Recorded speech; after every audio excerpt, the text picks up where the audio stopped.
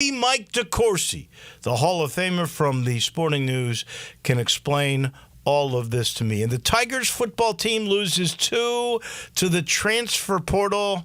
And the only thing I can tell you is more to come, because that portal opens up officially on December the 4th. So we still are away from that. But you can make announcements like Tevin Carter did.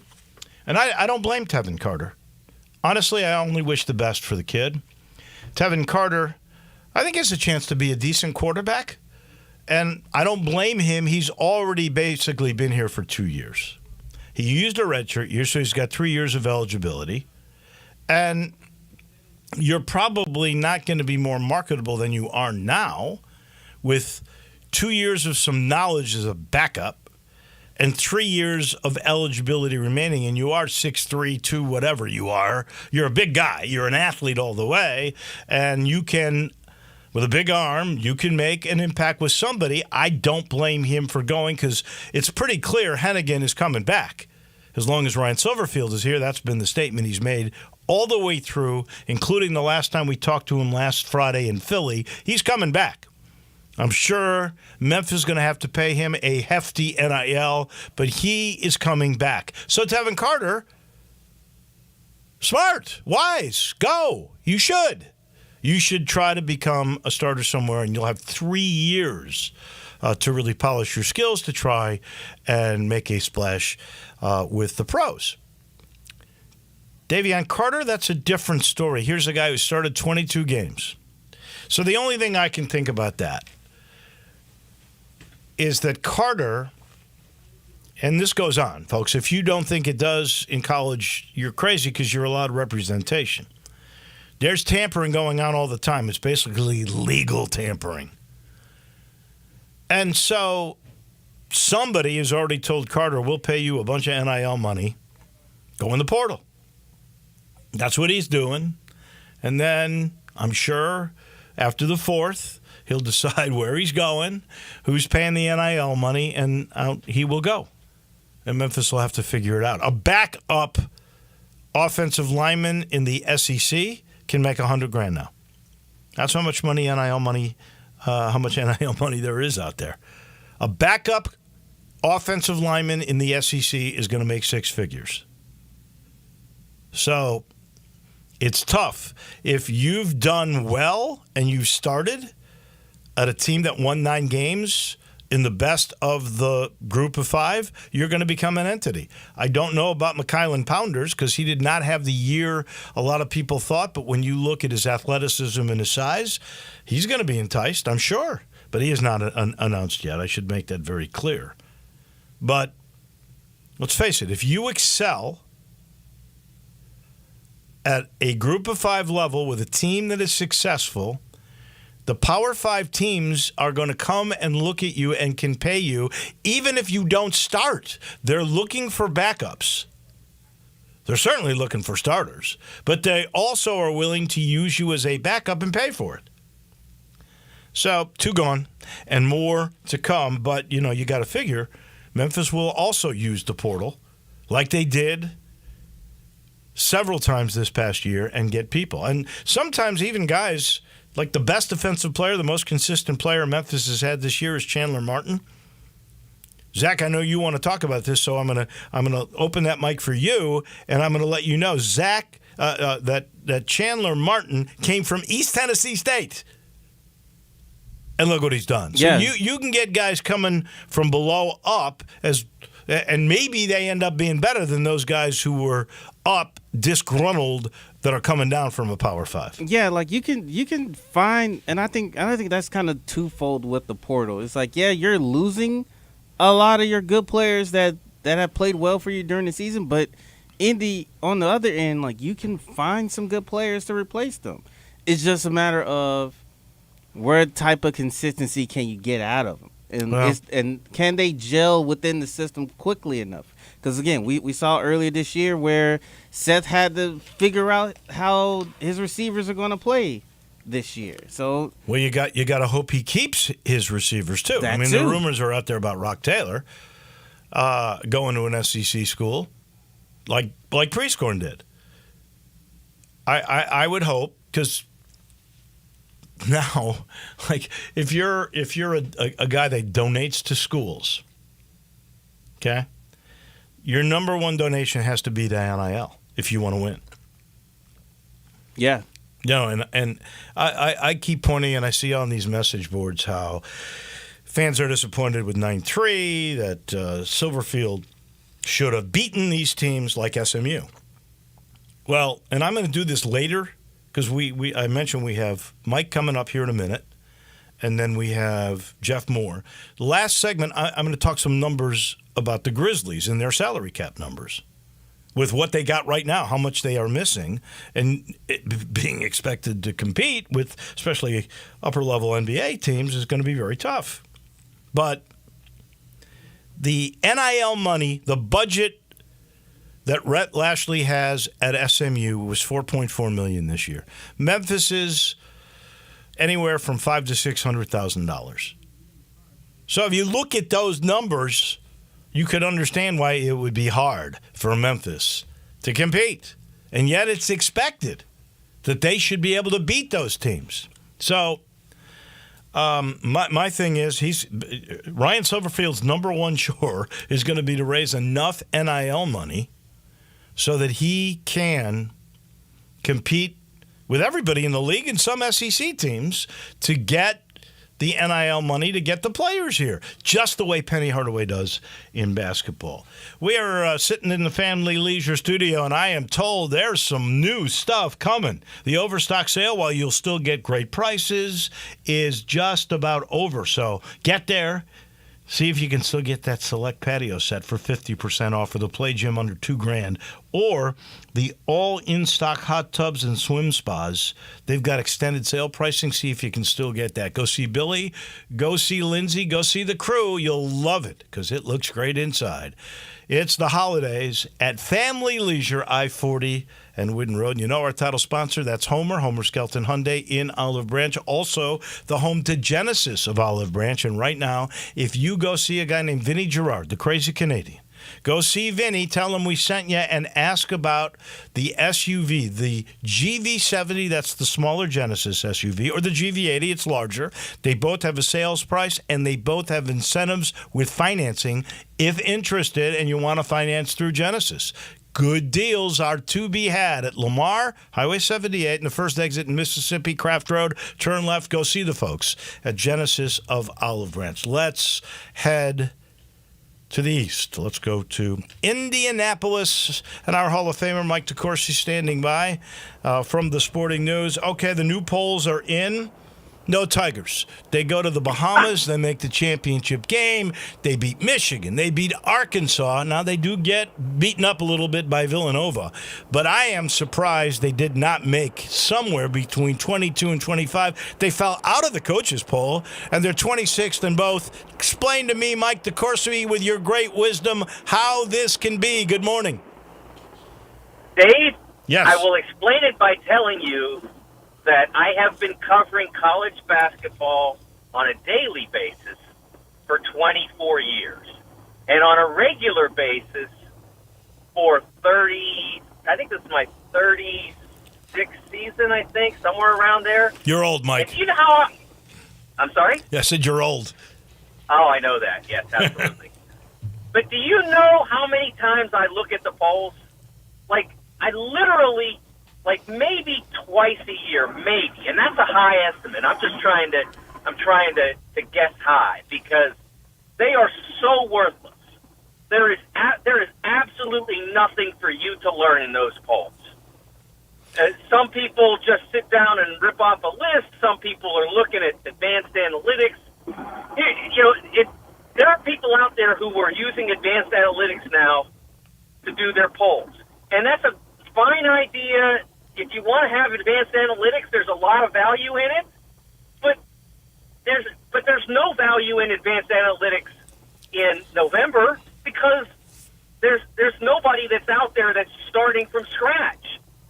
Ken Pomeroy's ratings are really good. They tell you a lot in February, but until then, he's got in there a lot of analysis and opinion, and it's not pure data because he wants to resemble something, and make sense.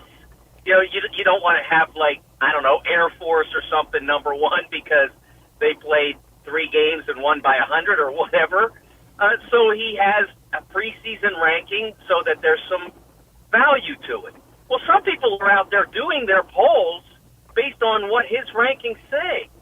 It doesn't make any sense. So, look, if you watch especially the first 2 games, obviously the Arkansas game was tremendous, and the Michigan game was a statement. Certainly, they handled Missouri on the road, so that's 3 high major wins already. They can look at it now and say, hey, okay, FAU's starting to play better, but if you saw them play Butler, you're thinking, yeah, we can hang with them. So I really, I know that it's nice to be able to say you're in the rankings and all that, but honestly, Dave, if you watch, and you did, obviously, but anybody who watched the Tigers play last week had to be really encouraged and had to come away thinking, at our best, or at their best, depending on how you want to look at it, that team can play with just about anybody. As you said, this is November, but here's a fear that a Tiger fan who's a little paranoid to begin with, but this Tiger fan would have this fear. If you're not in the rankings, that will hurt your seeding. At this moment, at 26th in both polls, you could be no better than a 7 seed. Rankings have absolutely nothing. I mean, I will often say, just to make the point, that your team's nickname has more to do with where you're seated in a tournament, in the NCAA tournament, than the poll rankings. They have less than 0 to do with where you're seated. It all is in the net rankings. There's a lot of, there are some people on the committee who are joined the analytics revolution, so they'll factor Ken Palm or whichever their Torvik or whoever their favorite analytics persons are. They might average them together to get a feel. But there's nobody out there saying, what's the AP poll say? It is literally in the room. I can tell you that. If anybody ever asks for it, they have it, but nobody ever asks for it. All right. Fair enough. You make me feel a little bit better about it. And honestly, I thought it was a terrific showing by Memphis in the Bahamas. That bad half, though, that was costly. They did play with pride, and they fought to the end and had a very good second half of the second half. So in the end, if you were doing your top 25, I know you're going to do bracketology again this year, right, for Fox? Right. Where would you put early, crazy early? What kind of seeding do you think Memphis would get based on the early resume here? Yeah, what they haven't. I mean, some of it depends on where Arkansas goes from here. I'm like, if you're a Tigers fan, and I know this is going to hurt because I remember I was down there, but you want Arkansas to go crazy now, like go win the SEC. That is really big for the Tigers because that's the one win of the ones to date that looks like it could be a signature win. Michigan has started to wobble a little bit. It'll be, it'll help you because the Big Ten is going to be a solid league, but the Arkansas win is the one that could really repay you. So you want Arkansas to go crazy and have a phenomenal year, and they're capable of having that. I didn't think I thought the Tigers did a really good job of separating them, of dividing and conquering, of making that team play on an island. The Brazil kid, who's really good, was out there kind of on his own playing it. He was doing his thing, and the other guys were doing other things, and so they were not connected on that day, which is unusual for them. But they're a new team, and as they gather and get together, and Musk coaches them up, that's a team that has a chance to really compete at the top end of the SEC. So I think that's a game that will really has a chance to repay them down the road, and so I think they're in the mix. Eye test is not a factor. It shouldn't be, or it is for maybe some people on the committee, but in general, not. But if you watch them play, you were impressed. You're thinking that's a team that can win games. Now, obviously, they have to go out and perform to that. What I would say about the Villanova game, if you were going to have a game like that was that poor a performance overall, the third day in 3 days, there's only 2 times when you're going to have that come up. Calipari doesn't like to play in those tournaments for that reason, because you never have that come up in March in the big tournament. You have it in your conference tournament, and you have it in your what we now call MTEs, your Maui, your Battle for Atlantis, or whatever. Those are the only times you ever have to play 3 games in 3 days. So if you stink in the 3rd game, whatever, because you're never going to have to do it again. Unless you are in position in March to have to play for a bid, you're never going to have to play that game again. Speaking of those kind of tournaments, I was just talking as there's a really terrific writer for the Daily Memphian. Parth is the Memphis Tiger beat writer. He's on with Greg and Eli before me. And he had never heard of the Great Alaska Shootout, which to my knowledge was the very first of the premier holiday basketball tournaments. What happened to the Great Alaska Shootout? Yeah, it's a shame. I think what happened was Bahamas and Virgin Islands and Florida. And Maui? And Maui, it coexisted with Maui for a long time because Maui obviously is a more attractive destination as well. Let me tell you, Anchorage in the summer, they should be allowed to have like a special exemption where they could play it in the summer. Because I've been there. I've been to Alaska 3 times, twice for the shootout and once on vacation. And so I was there in 1987, and it was a phenomenal field. It was Derek Coleman and Syracuse, and Sean Elliott in Arizona, and Ramil Robinson and Glenn Rice and Michigan, and it was a phenomenal tournament. But it snowed all weekend. And there's no light, right? Remember, the nights were forever. It was like 4 hours a daylight. Very few hours a daylight, absolutely. They said, it never snows like this here at this time of year, but it did then. And then I came back in 1998, about 10 years later, again, phenomenal tournament, but it was like 8 degrees below zero. And they're like, it's never this cold here now. So I think too many of those led people to say, I'd rather be in the Bahamas. You were right about Purdue. They looked awfully good in Maui. Yeah, it's a terrific team, and they're getting better. And the one thing, honestly, Dave, that I thought that tournament was great for them, because when I watched them in person against Xavier, you could sort of feel that, man, this stuff isn't going to matter until March in their performance.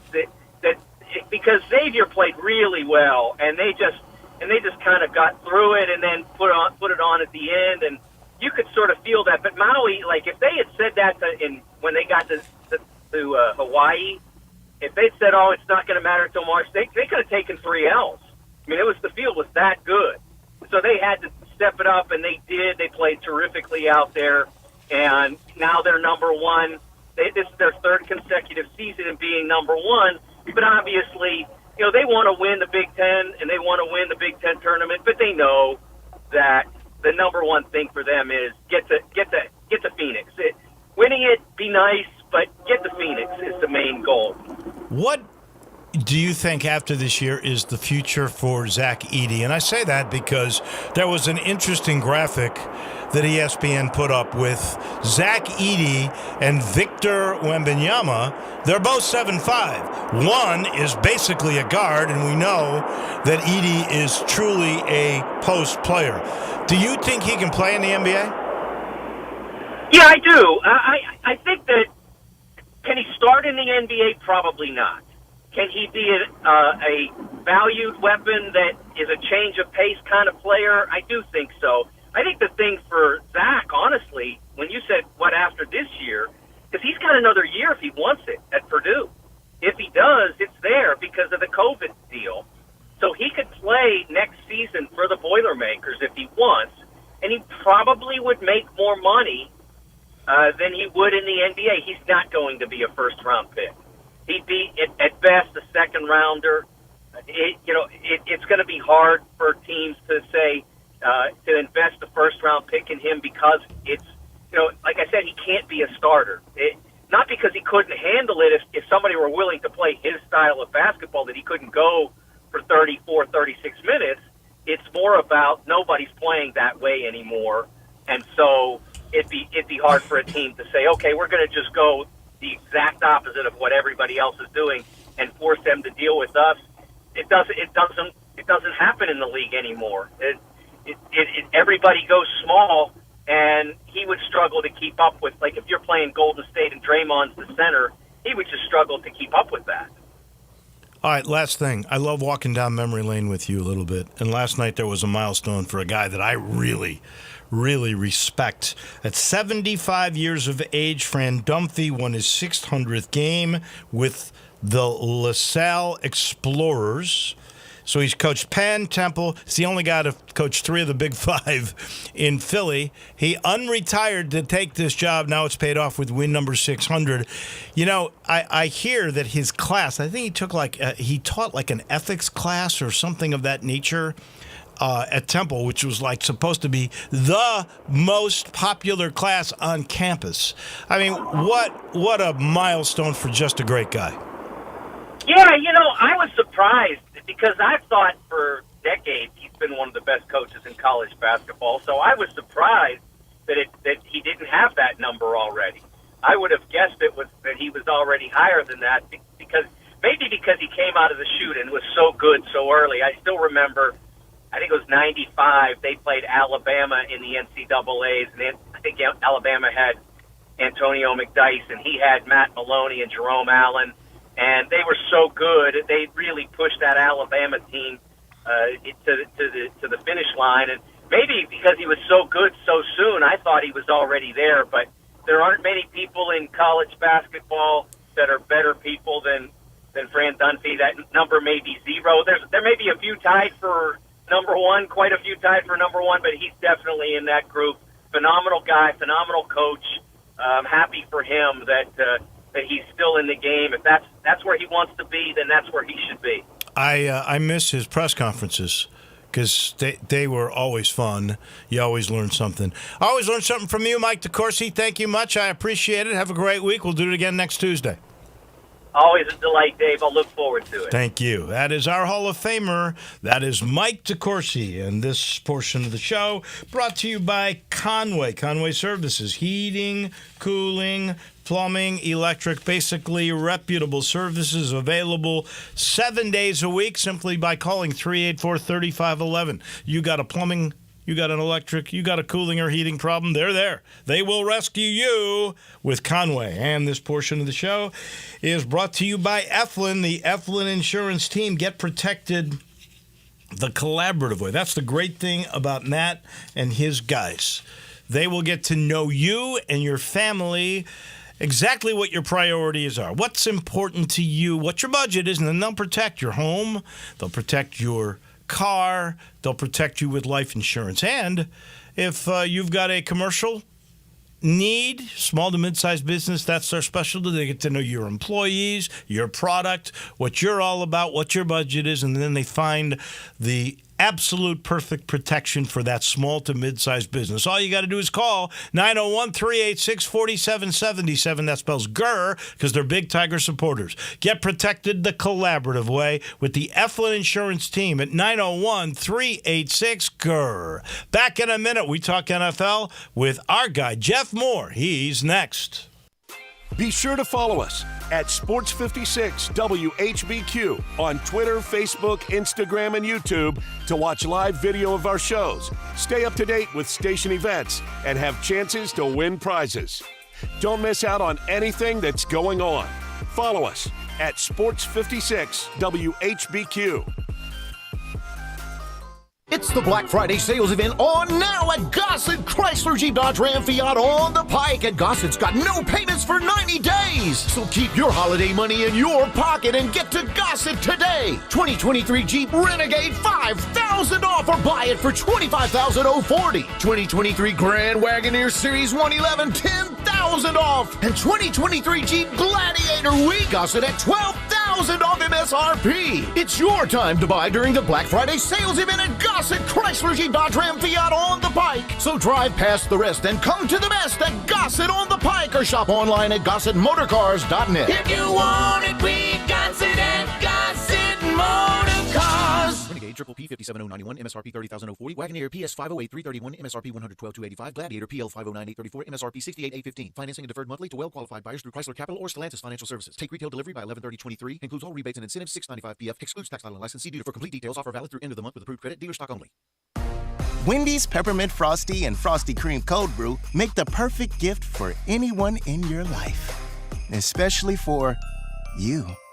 Yeah, this year you're sitting on your own lap and getting yourself what you want.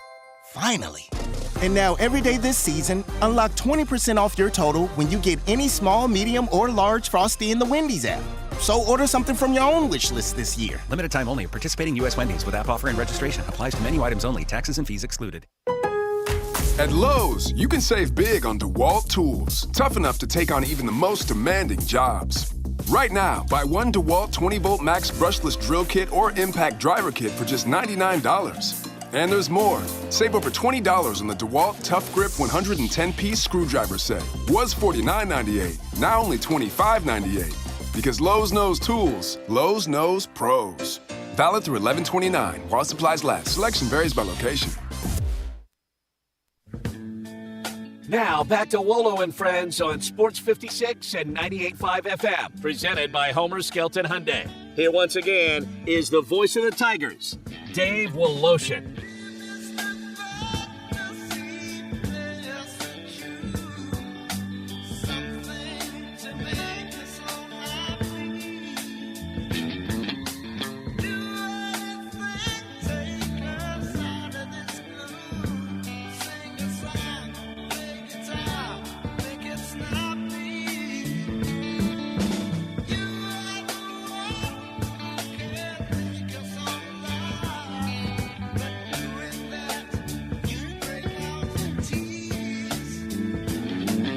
Time to put Week 12 of the National Football League to bed. We do that with our friend, our former Tennessee Volunteer, former LA Ram. That would be Jeff Moore. Happy Thanksgiving to you and your family. I know you had a good one. So last night, a little bit of a comedy of errors. There are a lot of comedy of errors this week. A lot of teams just gave away games. Note the Buffalo Bills with Philadelphia. But the Bears last night, their defense was really dominating. Joshua Dobbs looked like a guy who's been with 7 NFL teams, right? and the Bear defense was terrific. Justin Fields, if you give this guy time, he can really be good. He engineered a come-from-behind win at the end. Good win for Chicago.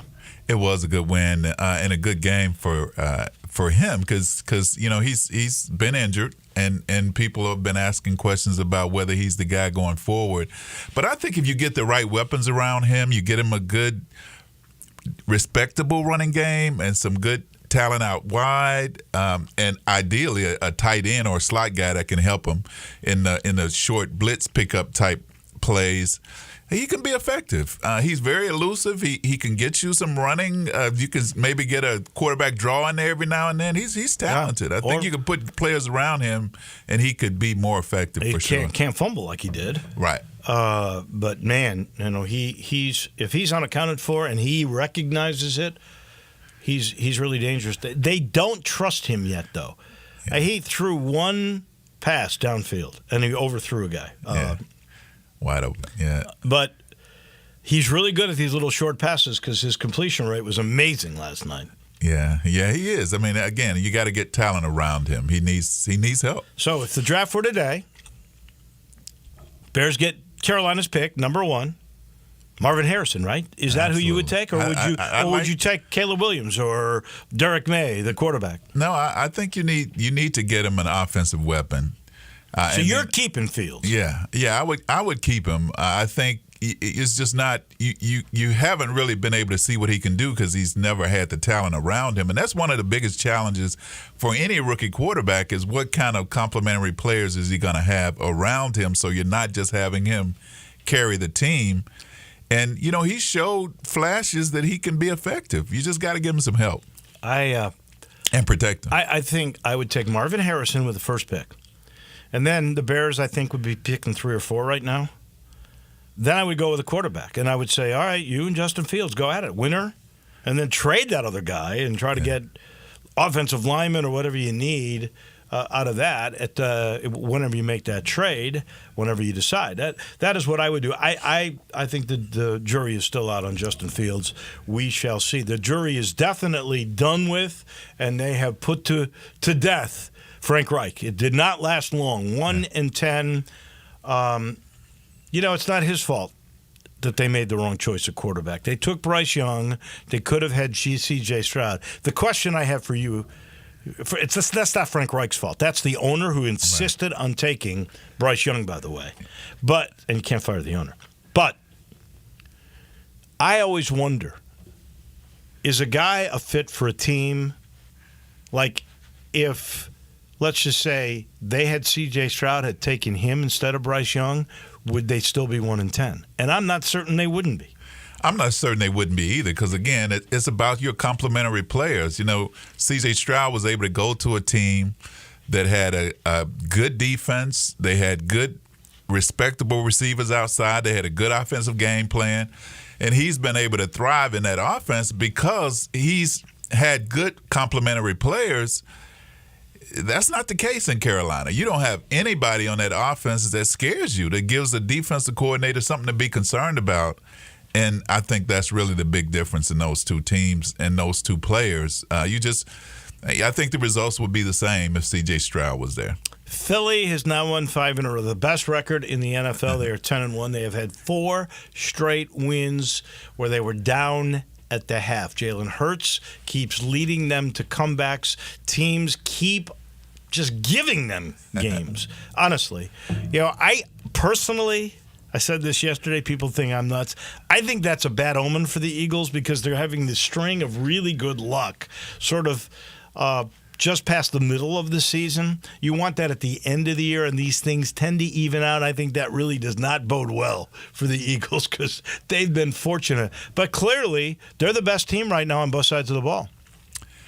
Well, there's a couple of ways to look at that. I mean, certainly winning those close games is important. You want those W's instead of the losses. And over their last 3 games, I mean, they won by less than the touchdown and had to come back in the end. But then the fact that you've got a quarterback that can lead you back in those games in a tough situation, in a hostile environment like they had to do in Kansas City, and then in the overtime this past weekend against the Bills, I mean, that's building character for that team. That's showing the team that they can win those close games.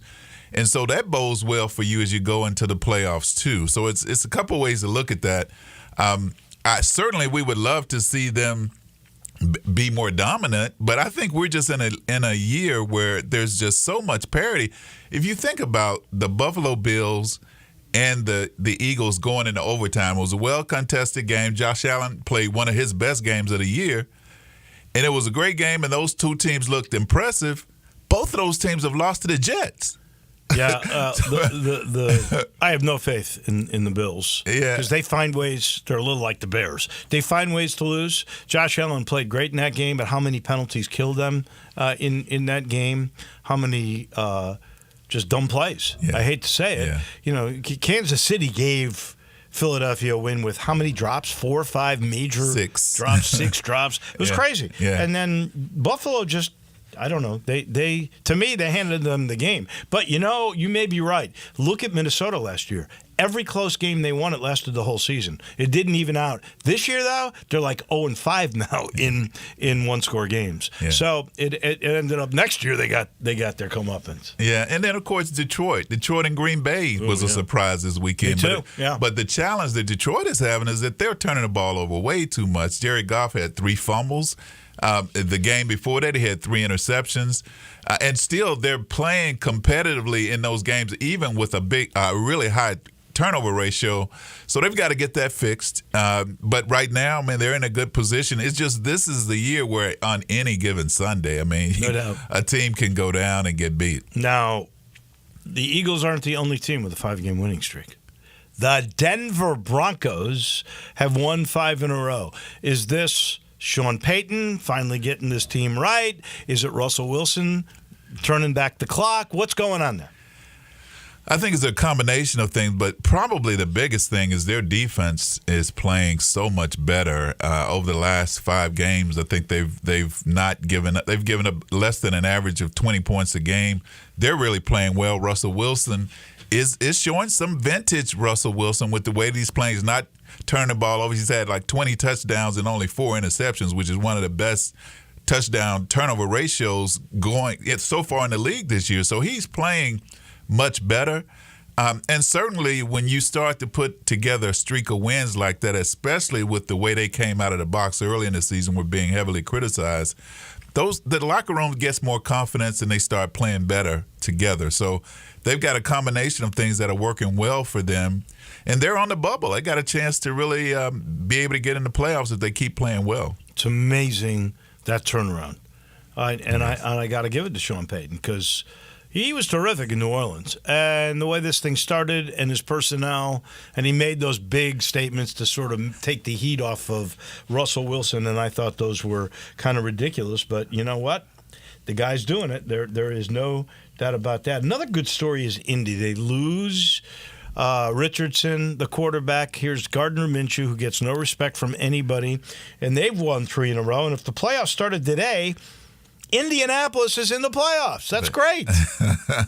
That is a good story for them. And of course, in their division, they still, have 2 young teams that they've got to contend with. I think the Jaguars and the Texans are going to be in the hunt going forward. I was looking forward to seeing how those Trevor Lawrence and C.J. Stroud would play in that game, and it was a well contested game, and Trevor Lawrence is just continuing to trend upward and playing with a lot of confidence. That team is 8-3 right now, and that division is going to be very interesting as we go into the hunt. We may have 3 teams from that division in the playoffs. Yeah, well, the worst division in the NFL is clearly the NFC South. The leader of that division is the Atlanta Falcons because they have a tiebreak over New Orleans, and they're both 5-6, under 500. And last year, the winner in that division was under 500, I believe.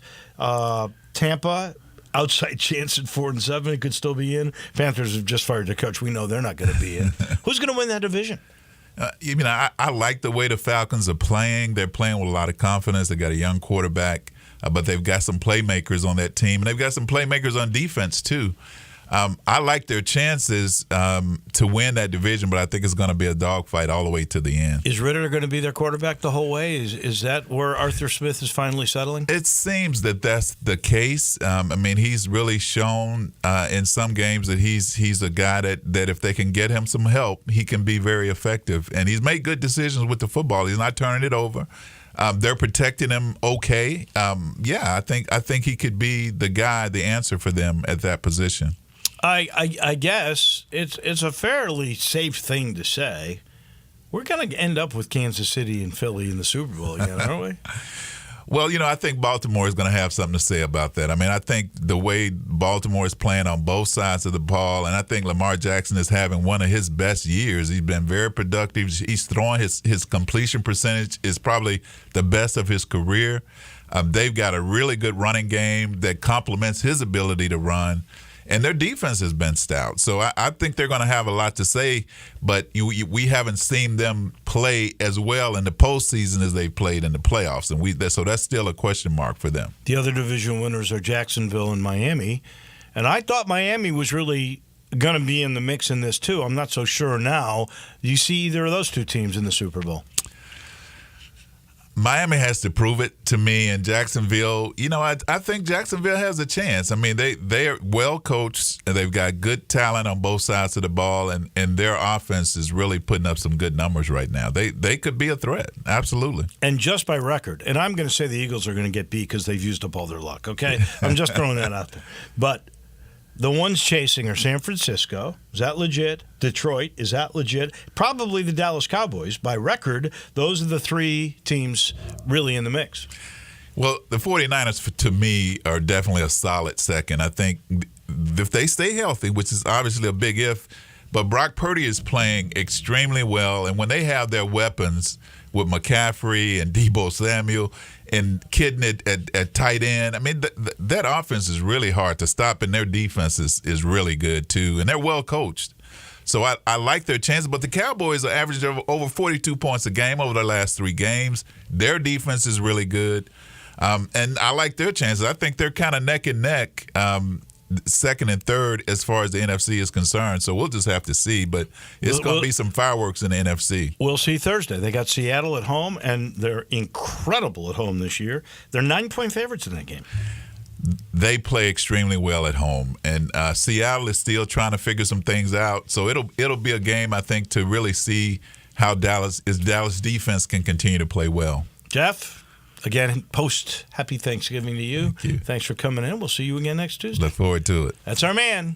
That is Jeff Moore, the one and only. And he's brought to you by Southern Security. Yes, Southern Security is your home team credit union, just like that stability of Jeff Moore has been around here forever with us on the NFL, and by the way, with commercial real estate as well. He's a guy you can count on. Well, you can always count on Southern Security for your banking needs. They're your home team credit union, and they've been for 70 years. Dawn Grader keeps making them greater, you could say, because under her tutelage, they are getting larger. They just broke ground on a brand new place in Collierville. So if you're a business owner or a person in need of an auto loan, do you need better benefits with your credit card? At Southern Security, they can handle all your business banking needs. They got the lowest competitive rates on auto loans. They provide the best on credit cards and a whole lot more. If you want to join the Southern Security family, you can go to the website, southernsecurity.org, but they urge you to call one of the team members. They want to really welcome you and make you feel like you have an understanding of exactly what's going on. And all you got to do is call 452-7900. Big sponsors of the U of M Athletic Department. They want you in the family. Southern Security for 70 years, your home team credit union. Back in a minute, let's take a look at some numbers with the Grizz and try to figure this thing out. Can they make postseason play? What will the numbers say? We look at that in a minute. Start your day with Sports 56 Mornings with Greg Gaston and Eli Savoy. Weekday mornings from 7 to 10, right here on Sports 56 and 98.5 FM. Hey fellas, Bill Russell at Russell Brothers Fine Jewelers, and this year it happened on October 17th. I had my first gentleman ask me what he should get his special lady for Christmas, and my answer was this: get her something she will enjoy and get her something she will absolutely love. Think about her likes and her dislikes. You might even ask her what she wants. Then, come let us show you the finest, most beautiful jewelry in Memphis. This will be our 38th Christmas, and for many of our customers, they've been with us for every one of those 38 years. They come looking for beautiful gifts, fine jewelry that makes a lady's eyes sparkle, but they also know that they will receive quality and service that is unsurpassed in Memphis. And at Russell Brothers, you can play St. Nick knowing that if you don't make the right choice, our money-back guarantee will allow her the ability to exchange her gift for one that she really does love, or she gets your money back. For 5 decades, we've helped thousands of Santas. We'd love to help you. Russell Brothers Jewelers, 4646 Poplar at Perkins.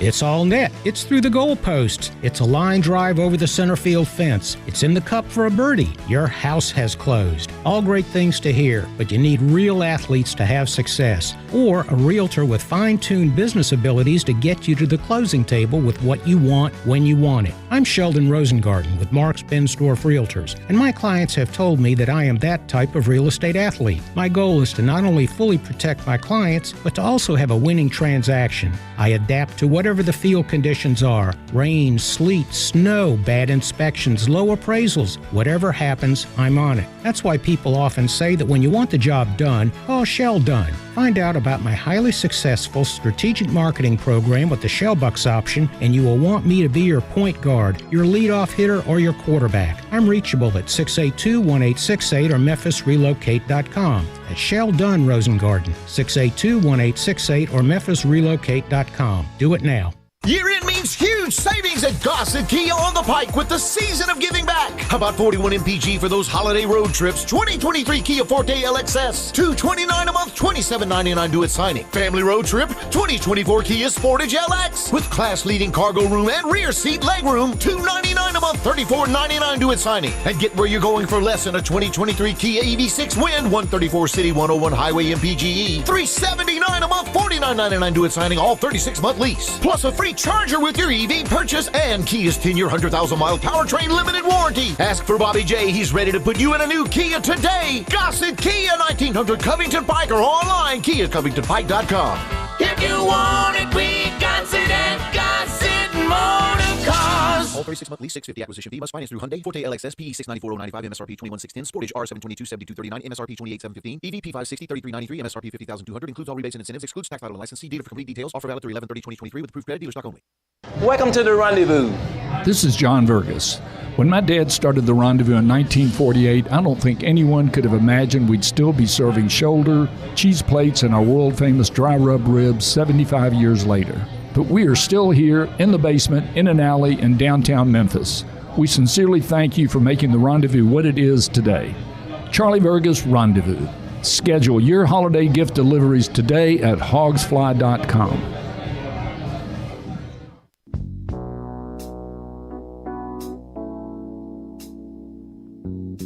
Now, back to Wolo and Friends on Sports 56 and 98.5 FM, presented by Homer Skelton Hyundai. Here once again is the voice of the Tigers, Dave Woloshin. Let's look at a few numbers. We'll get to the Grizz in a minute. First off, 18 years. That's how long Rick Stockstill was the head football coach at Middle Tennessee. Finally, after 18 years, and the last couple of years have not been really good. In fact, I don't think they've been good since his son left for as being a record-breaking quarterback over there in Murfreesboro. But Stockstill is out. Sad part for me with that is Tommy West, for the last few years, has been his D-line coach. Only good news on that is maybe Tommy will come home. His wife is from Memphis. Maybe he'll retire here. We'll have to wait and see. But Rick Stockstill out after 18 years. I think when he took that job in Murfreesboro, I think he took it from Boots Donnelly, if I recall correctly. Who would have imagined a guy would stay at that job for 18 years? That is phenomenal. So a great career for Stockstill there. Last night, NBA. LeBron James, whose team lost by 44. 44 to a good team, Philadelphia. I don't know what's going to happen with the Lakers. They seem to be a team that is teetering on the brink of fracture based on some of the comments made by some of the players. But, you know, it's still November, right? Here's the deal. LeBron played 30 minutes last night. So LeBron passed Kareem Abdul-Jabbar for the most minutes ever played by anybody in the NBA. And you got to figure, obviously he's going to still play the rest of this year. I think he's playing next year. He wants to play with Bronny, hopefully. This guy is going to shatter the minutes record. He's 38.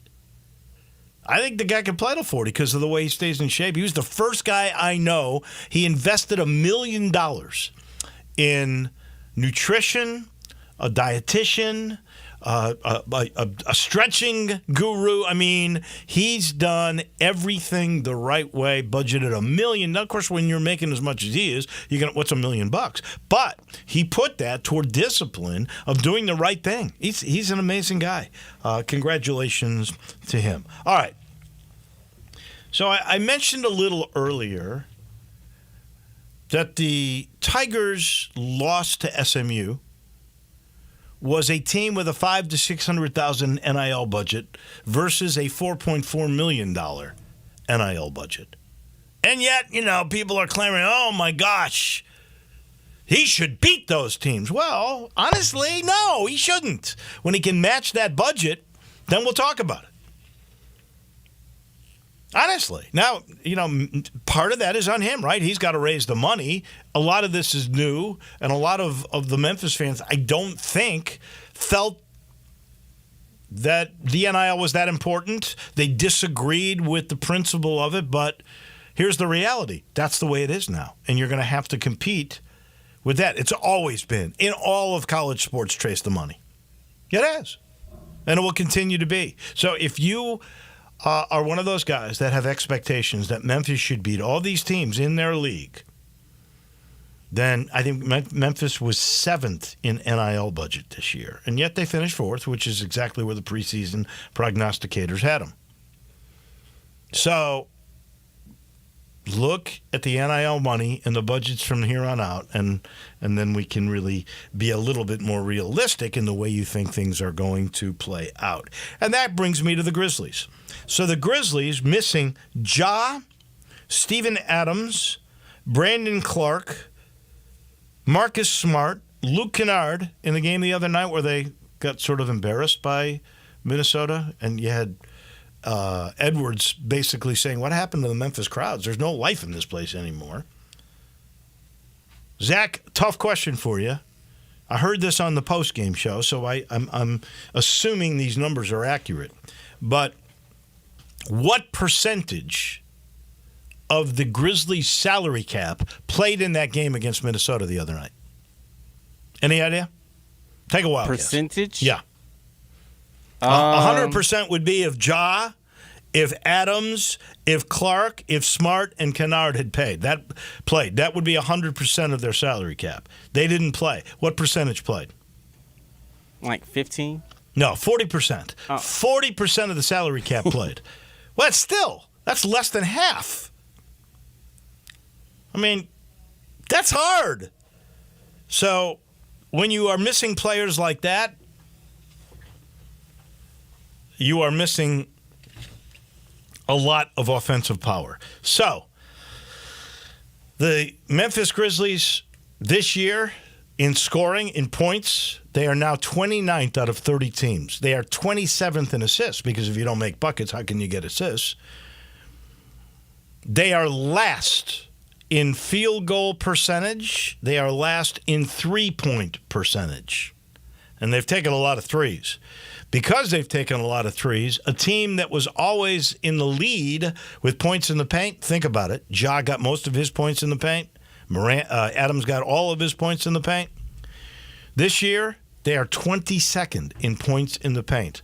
They are 23rd in transition points. That's really troubling, because the whole theme this year was to play as quickly as you can and get down court and take those threes with spacing. Right. Well, 23rd out of 30 in transition points.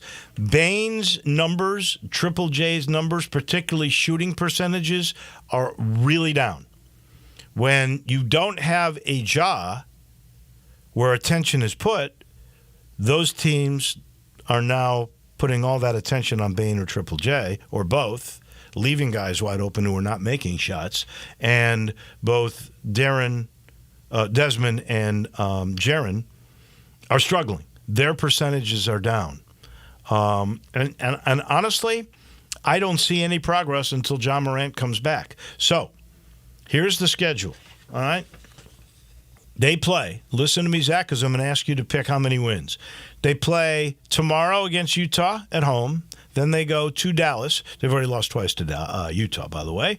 Then they will play Friday at Dallas, Saturday at Phoenix, back-to-backs with Houston, and one's at home, one's on the road. Then at Oak City, at New Orleans, Indy at home, at Atlanta, then Ja comes back. 9 games left. They are 3-13. How many out of the 9 will they win? Looking at it, I think you get one of the Houston games. Hopefully, the one at home, preferably. That would be the first win, yeah, at home. Hopefully, you get one of the Dallas unless games, they beat but Utah that's tomorrow. Kind of hard, right? So, Oklahoma City's been good. Man, like you probably looking at another 2 or 3 wins. So I got 3. Let's be positive. We'll try to be on the upside. Let's say they win 3. That would make them 6-19. So you probably have to be 500, okay? 41-41. I think maybe an in-season team won 40 last year. Play-in team. I'm going to say 41 just to make it a little easier. So if you're 6-19 and you got to get to 500, you got 37 games left. You got to go 35-22. You're 13 games under 500. If you win 3 of the next 9, you got to go 35-22 to get to 500. Can you go with Ja back He's not going to play in all the games either, right? They're going to rest him or there's going to be an injury or something. But let's just say he does. They still got to go 13 games over 500. They got to win 35 of the 57 games. I think it's really hard to make postseason. It's uphill, but I wouldn't say it's not doable. Because right now, because if you also go back, Ja better make a whole lot of difference. You could get Brandon Clark back too. That would be helpful. Right, and that's where I was segueing in. Like you could just right around the time Ja's supposed to be coming back from his suspension. Luke, Marcus, Tillman, and even Brandon Clark. We should get some type of update saying that all 3 players are good to go, and Brandon is starting to work his way back in with some non-contact drills or whatever. Maybe, but I'm optimistic. People don't like optimism these days, especially with the Grizzlies right now. Even with the optimism, that's 3 wins. They got to go 13 games over 500 to get to 500 to make the play-in spot. Hard. And Ja's got to play in every game, and he's got to be really good. We shall see, that's for sure. Hey, thinking about building that home, maybe the renovation you want done right, whatever your plans are, I got your guy. He's been doing it for about 70 years in the market. Well, not him. His dad started it. He's been doing it. He's probably been doing it 50 years. That is Ken Garland. Ken Garland Custom Home Builders. Go to kengarland.com, see what I'm talking about, and then make this call, 751-1632. Fun guy to talk to. Sees the little details and yet the big picture all at once, and, of course, he knows the commitment you're making. So he works closely with you, and you're going to get this for sure, and you should expect it. Quality construction, on time, on budget. Same thing with a renovation. He'll take all the modern amenities and put them into your older home to make it a brand new palace. He's done it forever. Again, go to kengarland.com. You'll love what you see. The dream home can be yours with Ken Garland, Custom Home Builders. We'll see you tomorrow. Johnny Radio's right around the corner. Have a great day, everybody.